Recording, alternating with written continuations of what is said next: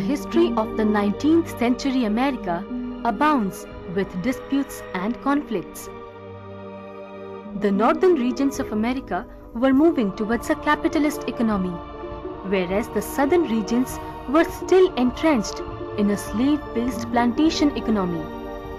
The two systems were poles apart, yet they existed within a single nation. Naturally, there were undercurrents of tension within the nation.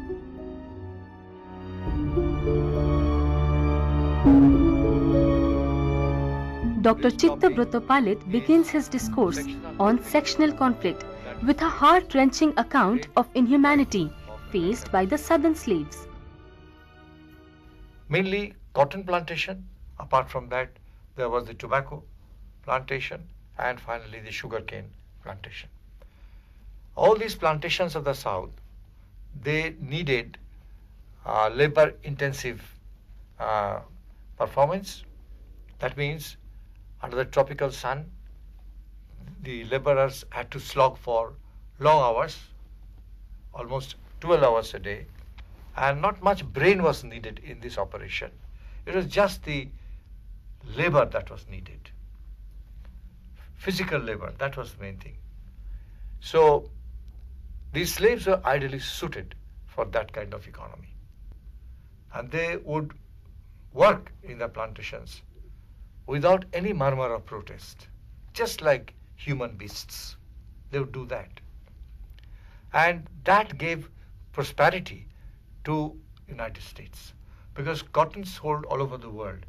But thereafter, while referring to the text of Political Economy of the Slavery by Eugene Genovese, Dr. Palit tells us that the condition of the southern slaves was not as miserable as it perceived because they had a lot of compensation.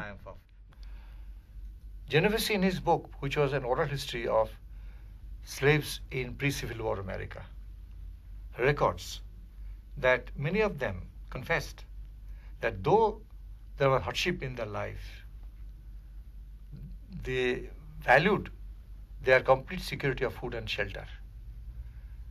And many of them even admitted that the masters of the plantations, the gentlemen farmers, were not that very harsh.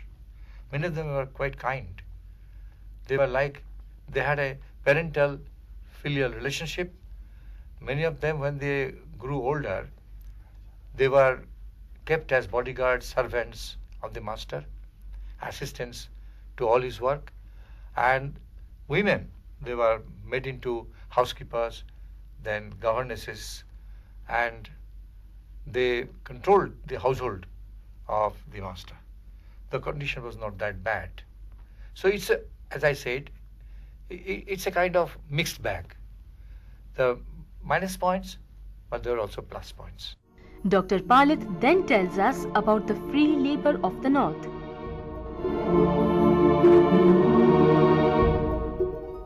Now these people, they had all come from the continent, from the old world. They were the landless peasants mostly, Irish, Polish, French peasants who had come there. And they were engaged as farm labor mostly by the giant farm owners of the North. And they are also engaged by the big merchants, tycoons, in the port cities. And people who are shippers mostly, or retailers of merchandise brought from the other side of the world. These people had also low wages. They had hearth and home, no doubt, but they had low wages. And they were not very gently treated by their masters, after all. They had to also slog for 12 hours in the farm. So, sir, were the conditions any better than the slave traders down there? Yeah. The condition of labor, whether they are in the south or the north, remains the same. That is, within course, wretched. There's not much improvement there. So the free labor of north cannot claim that they were much better off than the slave labor of the south.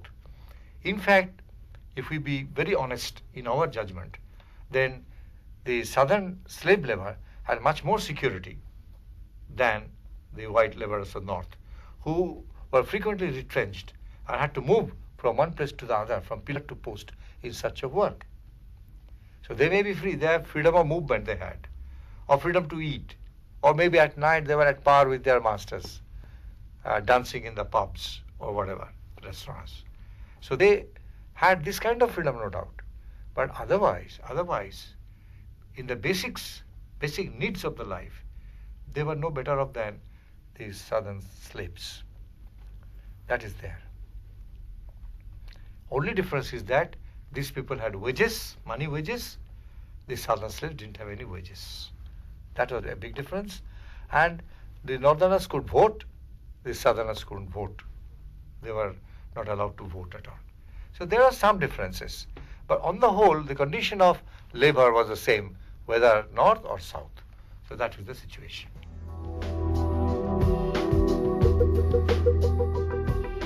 The war over the issue of slavery was fought not with the sword, but with words. A battle of pamphlets ensued, in which each wanted to gain popularity by decrying and by othering the claim of the opposition. Particularly, there were the rabid anti-slavery men like William Lord Garrison, who established the Anti-Slavery Society in 1820. And he had a paper called The Liberator. In the first editorial he wrote, "I will not listen, I will not equivocate, I will not excuse, and I will be heard." He would only criticize the institution of slavery, the peculiar institution. And he thought that he had so much moral power, messianic power, that he would be heard all over the nation. That was his claim. And he went on for quite some time for this campaign, and from England he got some backing from William Wilberforce, the evangelist. He also was the author of the abolition of slavery in India, and also he wanted to pass that message to the United States for the abolition of slavery. So in this way, Garrison had backing from England as well. So this was a very turbulent movement, and quite a few others also joined him. And they argued that slavery is unchristian, against the norms of Christianity, of universal brotherhood. So it is uneconomic. You don't get the best out of labor of man. They are used as human beings. They are not given anything to think and improvise their laboring skill. So, sir, was their fight purely humanist? I would say that there was always some kind of ulterior motive behind this anti-slavery movement. Basically, the North wanted to undermine the South on two counts. One was to undermine the slave economy, because they thought that because of slave economy, South was getting an economic edge over the North. There was also a political motive. Political motive was ultimately to crush the slaveocracy, the slave aristocracy, plant aristocracy of the South, and democratize the whole country. That would facilitate extension of free labor economy into the South and the democracy into the South. And ultimately the northern businessmen and landowners, they would prevail over the South. They would virtually control the entire country. So the political agenda was also very strong. And economically, they were afraid of the slaves entering the North, undermining their free labor. Therefore, they would checkmate slaves at all costs. So I would think that this was the main brunt of their movement. Not so much humanitarian or humanist. This is an interest at stake over which there is the fight. But then, whatever is the cause, we hide that in beautiful words, and we make humanist agenda all the time. They criticize, not criticize like that they were unchristian, it was undemocratic, it was sort of use of labor, which was not blessed with any kind of ingenuity or skill. Labor was used only as beasts and not as human beings, not honing their talents in any way. So on all these counts, they attacked. And even they said that it is unconstitutional. Because in the United States, when Jefferson drafted the Constitution, it was clearly written that all men are created equal. But if there is slavery, how can all men be created equal? That was not followed. So the northern campaigners, they maintained that it is also unconstitutional. Against that, the South also replied. They had also, like David Christie and others, who would say the whole world economy depended on slaves because they ran the plantations. It had brought all the wealth to United States. North had not produced enough for wealth. Merchants had brought some goods, no doubt. But the main income of United States at that time, in the pre-industrial period, was cotton. So they argued that we have brought prosperity to the United States. And this is precious as an institution. So slavery cannot be abolished. And they pointed out that slave masters were very kind. There is hardly any difference between the democratic North and aristocratic South. In the name of democracy, the laborers were very much exploited in the North as well. And therefore, you cannot draw any kind of a difference between the condition of labor in the North and condition of labor in the South. So they also replied, counterpoint. As to Christianity also, they said, okay, Jesus has said that you keep your flock in good humor. So mention of flock is there. And as for constitutionality, they say, well, all men are created equal, but at the same time, the Constitution, life, liberty, and pursuit of happiness or property was also maintained. So slaves being property and pursuit of happiness. So the planters of the South had a right to maintain slaves, buy slaves and maintain slaves. So these, pusillards, they came from both sides. They fought. And that really hotted up the situation. From here on, we proceed to the new factor of westward expansion. It upset the balance of both politics and economics and also increased confusion.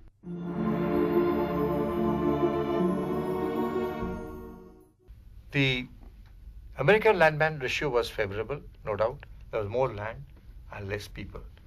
Gradually, the people settled in the North and the South on the eastern seacoast. They had reached a point of complete overcrowding, and they were bursting at the seams. They wanted to move ahead. This was one thing. Second, they were also in search of more opportunities. There were waves of immigrants coming from the old world. So the old settlers were happy in the eastern seaboard, but the new settlers who came as fresh waves, they had no space. So they had to move to the Midwest or Far West, whether north or south. They had to move. So there's a hunt for more lands. And through war also had a connection with this surging population. And there were, one war was War of 1812. The other was the War of 1845 against Mexico. Through these wars, America had gained a lot of territory. Particularly War of 1845 against the weak government of Mexico, which they completely smashed, brought a lot of territory to the Southwest for America. Such territories like New Mexico, Utah, Arizona, Texas, and finally California. All these territories came to United States. And these were peopled in no time by the fresh waves of settlers coming from the old world. They were peopled. After this has been achieved, these people wanted to push through the middle and through the northwest. And for this purpose, the geographical explorers like Livingstone and others were utilized, McCormick and others. And up the Mississippi and Missouri River, they had gone into the Oregon Territory. So Northwest was also discovered. The prairies that were unfolded, and they discovered that land beyond the Mississippi and Missouri, which were considered to be the last frontier, was also very fertile, good for human population.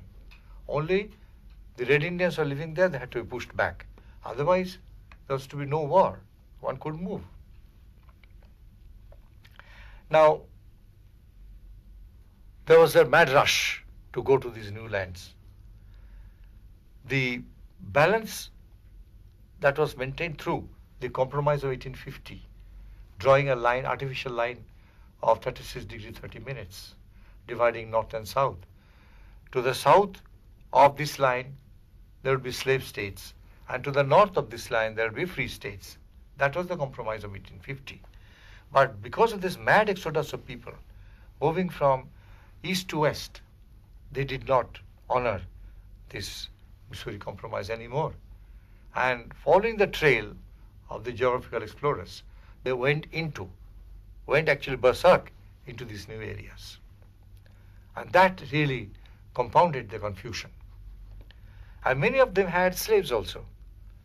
So they wanted to take the slaves into the new territory, which they technically called free soil territory, free soil area. So they carried the slaves from the south, from the east also, particularly southeast, they were carrying the slaves into the new area. And they flouted that border line.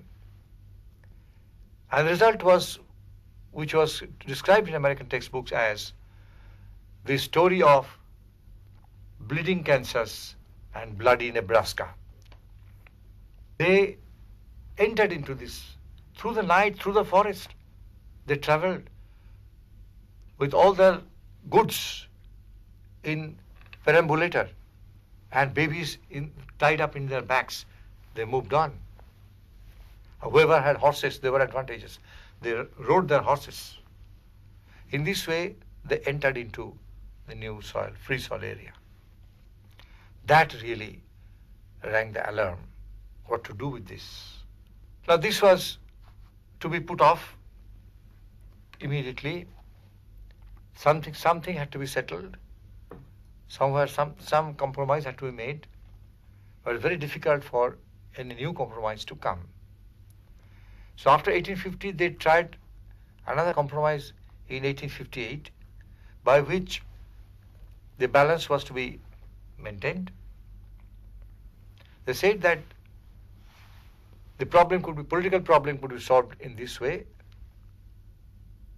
Whenever a new state would be born in the West and would join the American Union, they have to come in a pair.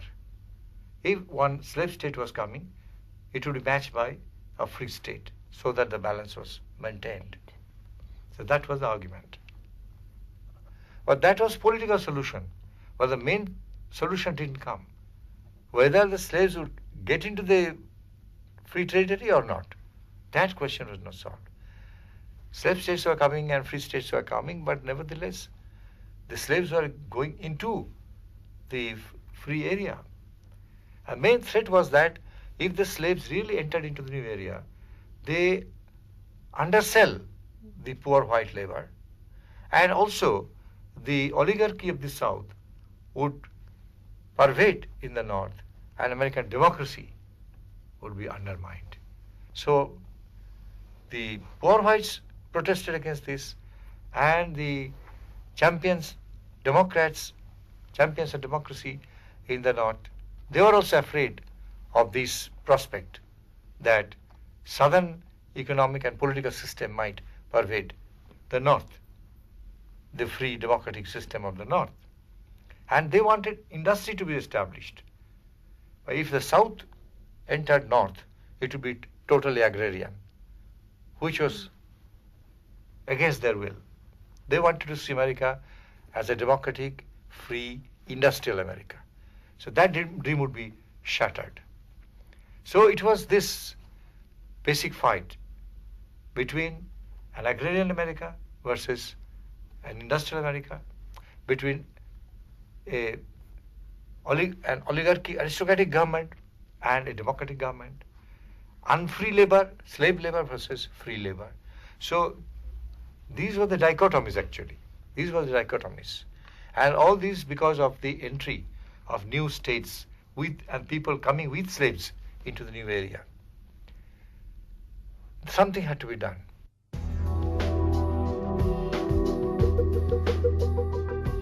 At this juncture emerged Abraham Lincoln. He had a humble origin and rose from county politics to state legislature politics and finally into national politics. He was catapulted into national politics because of his championship of anti-slavery issues. In 1960, Lincoln won the presidential election handsomely and became the 16th President of the United States of America.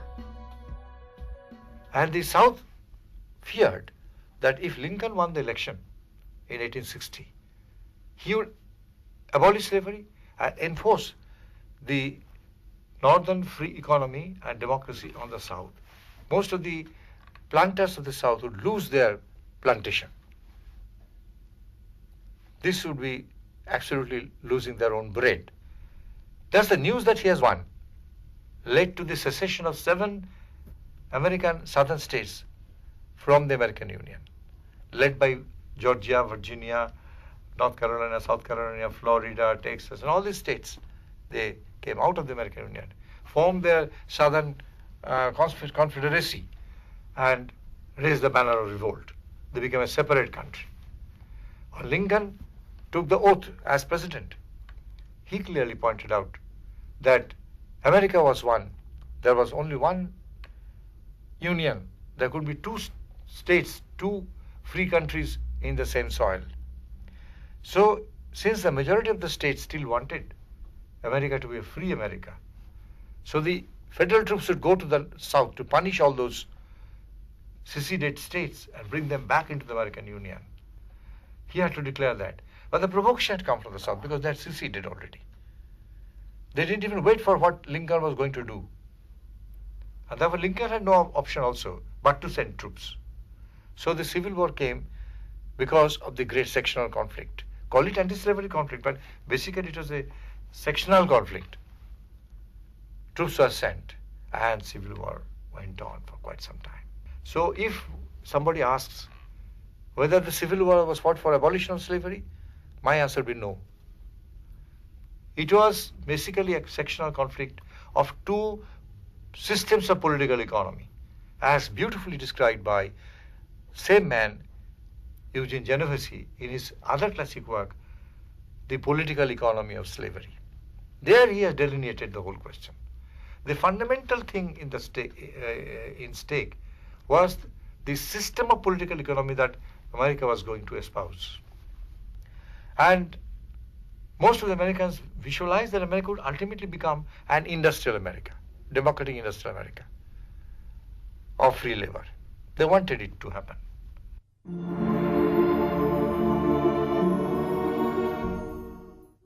In the conclusion, therefore, I would emphasize, I would take the point from you that it was not a great battle for freedom, for emancipation so much. Not so much a question of humanism, that was there. A basic thing was to determine what was the character of American political economy. So North triumphed, Lincoln triumphed, means that the northern capitalist democratic free economy triumphed ultimately. So he was in that role, a catalytic role for Lincoln. Though his name has not been associated with what I am saying now, he has been called the great emancipator of the slaves. And he himself says in the preamble to the Proclamation of Emancipation in 1863, if my name ever goes down in history for any of my good works, it must be this one, that is emancipation of slaves. But that was not the main thing. He ensured that there was this kind of free, democratic, capitalist, industrial economy ultimately to succeed in America. And he was so very futuristic that modern America is only that kind of democratic, free, industrial America. And slavery has vanished. Slavery has been abolished. All these slaves of the South, they could move about all over United States. They became freed labor. Freed labor. And they had to compete with the poor white labor now, everywhere. But then it was crisscross. The northern poor white laborers were also now going into the South to claim good jobs in Texas, in California, had a lot of jobs. And there was a gold rush. All these people madly went into that area. So the northern free labor wanted a labor market, they got it. The southern slave labor wanted a market in the north, they also got it. Now the present century, we have a black president, Barack Obama. His forefathers must have been enslaved from the South. Now, the country had been so much democratized that even the country had a black president for the first time. They only are waiting for a woman president, and they're also waiting for a black woman president, ultimately, as the triumph of democracy. We have to end on this note. Thank you for your discussion. In this episode, our discussion on sectional conflict started with the discussion on the great economic divide between the slave economy in the South and the free labor economy of the North. We have also discussed the political conflict between champions of slavery in the South and those of democracy in the North. Thereafter, we discussed the battle of pamphlets over the anti-slavery movement in the North and the reply from the South. Then we proceeded to the new factor of westward expansion, which upset the balance of both politics and economics in the nation, and discussed how confusion was confounded. After that, we had a section on the Compromise of 1850 to create a balance and its failure, leading to the Civil War, and then the emergence of Abraham Lincoln as the president in 1861, the secession of the 7 southern states, the Civil War when federal troops were sent by President Lincoln into the South and all the 7 states were defeated in the war and brought back into the Union of America. And finally we discussed the proclamation of abolition of slavery in 1863.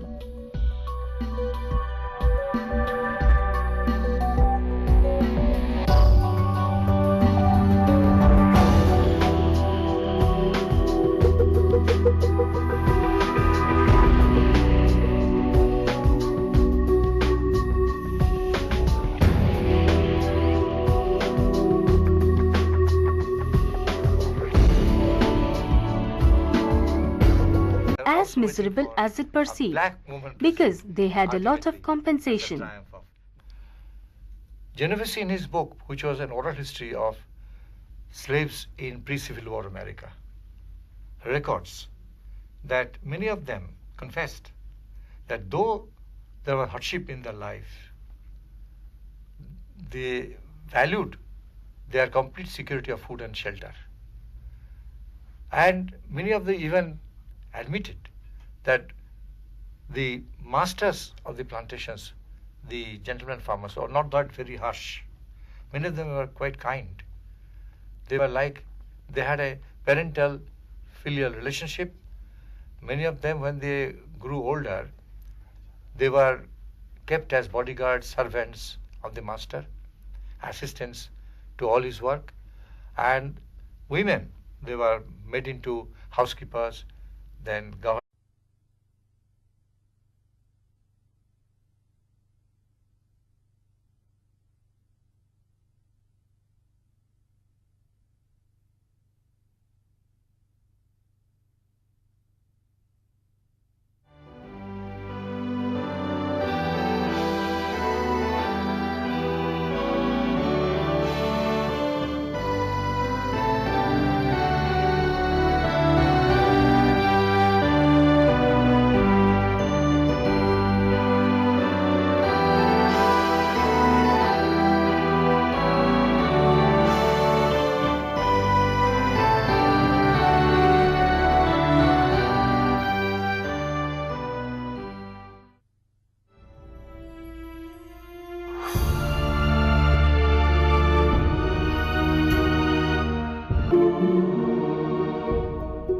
The history of the 19th century America abounds with disputes and conflicts. The northern regions of America were moving towards a capitalist economy, whereas the southern regions were still entrenched in a slave-based plantation economy. The two systems were poles apart, yet they existed within a single nation. Naturally, there were undercurrents of tension within the nation.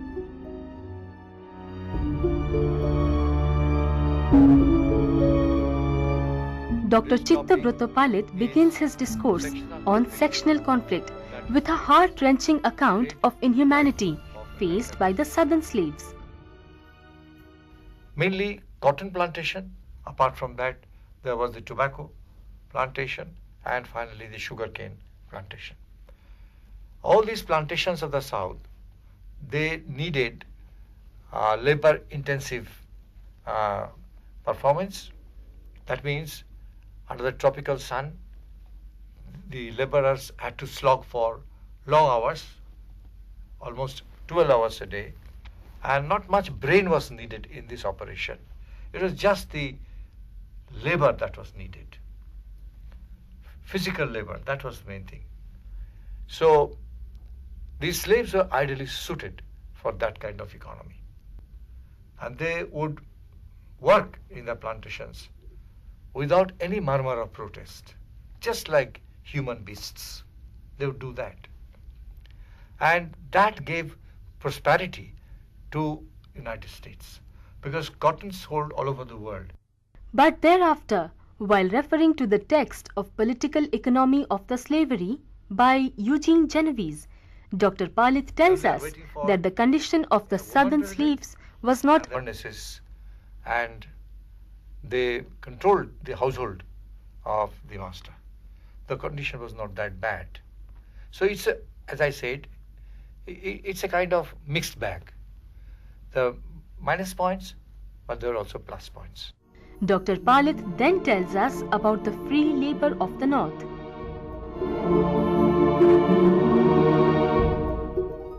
Now these people, they had all come from the continent, from the old world. They were the landless peasants mostly, Irish, Polish, French peasants who had come there. And they were engaged as farm labor mostly by the giant farm owners of the North. And they are also engaged by the big merchants, tycoons, in the port cities